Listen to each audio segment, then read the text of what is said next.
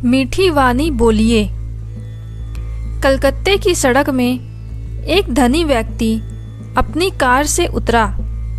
बगल से ही एक भिखारी गुजर रहा था। धनी व्यक्ति को कार से उतरते देखा तो भिखारी ने कहा, बाबू 4 आने दे दो, रोटी है तो एक रोटी दे दो, बहुत भूखा हूँ, कुछ दे दो। धनी व्यक्ति सत्संगी था, सद्गुरु का शरणागत था। उसने अपने पॉकेट को टटोला। पॉकेट में बटुआ नदारद था, शायद घर में ही भूल आया था। दूसरे पॉकेट में हाथ डाला, कोई पैसे नहीं थे, पॉकेट खाली था। उसे बड़ी ग्लानि हुई।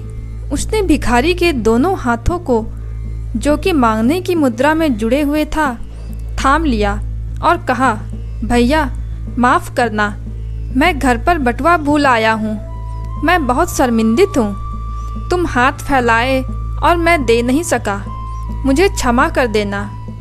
भिखारी जिंदगी में कभी भी इतना प्रेम नहीं पाया था। उसकी आंखों से झरझर पानी चलने लगा। उसने कहा, 8 आने देने वाले तो बहुत मिलते हैं और बहुत मिलेंगे, लेकिन मीठे बोल, इस तरह प्यार भरी वाणी किसी ने मुझे नहीं दिया। मेरे अंतस तक ठंडक पहुंच गई। मुझे कुछ नहीं चाहिए। बहुत दिया आपने, धन खर्च हो जाता, पर आपने जो मीठे बोल के मलहम लगाए हैं मेरी गरीबी के जख्मों पर, वह हमेशा याद रहेगी। देखो तो, किसी भी दुखी व्यक्ति को अगर 2 मीठे बोल बोल सको तो उसके लिए वह वाणी प्रभावकारी दुखनाशक मलहम बन जाती है। वह आपकी मीठी वाणी सुनकर अपने आप को हल्का महसूस करता है।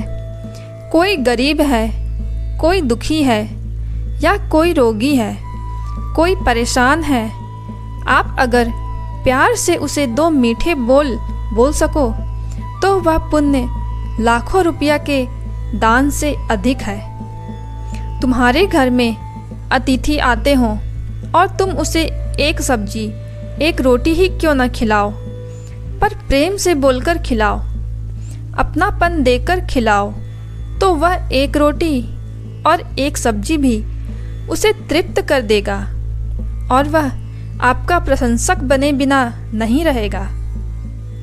लेकिन तुम्हारे घर में कोई आए और तुम 4 तरह की सब्जी, सलाद, चटनी बनाओ, तरह तरह के मेवा मिष्टान उसके सामने रख दो, लेकिन चेहरे और घर के माहौल से चिढ़ स्पष्ट झलक रहा हो। अंदर गए, तुमने बच्चे को 2 थप्पड़ लगाया, बच्चा रोज चिल्ला रहा है, एक बाल्टी ढप से पटक दिए, कहीं तवा पटके, उधम मच गया। इसका तात्पर्य वह समझा कि आपको उसका आना अच्छा नहीं लग रहा है।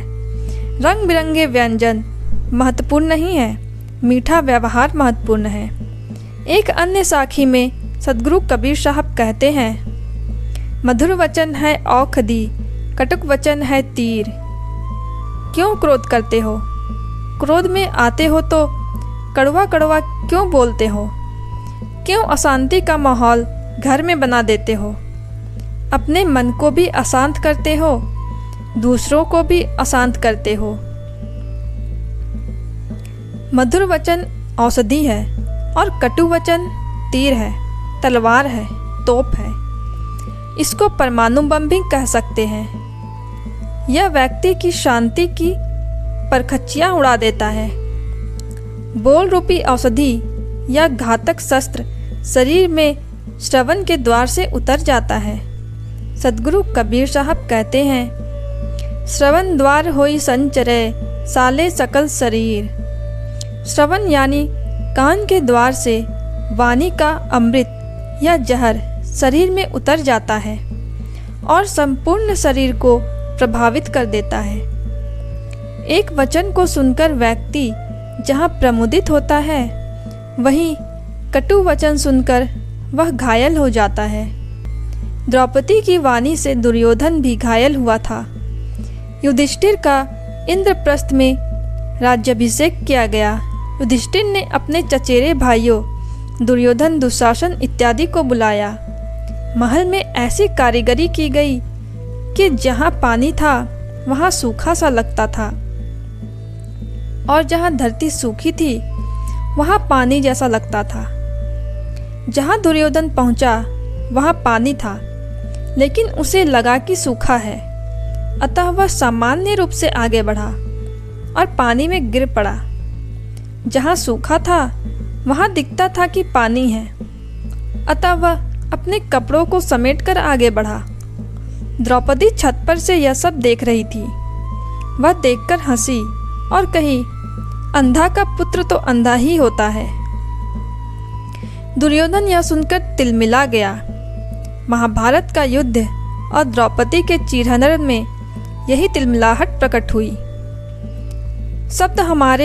शब्द सम्हारे बोलिए, आपके शब्द के द्वारा आपकी पहचान होती है। 1 घंटा किसी से बातचीत कर आसानी से जाना जा सकता है कि यह व्यक्ति कैसा है। व्यक्ति के व्यक्तित्व की पहचान बहुत हद तक उसके वचनों के द्वारा हो जाती है। सद्गुरु कबीर साहब ने कहा, बोलत ही पहचानिए साहू चोर की घात, अंतर घट की करनी निकरे मुख की बाट। सज्जन और दुर्जन को उसकी वाणी से पहचान लो। अंधा भी वाणी को सुनकर पता लगा सकता है कि यह व्यक्ति अच्छा आदमी है या बुरा आदमी है।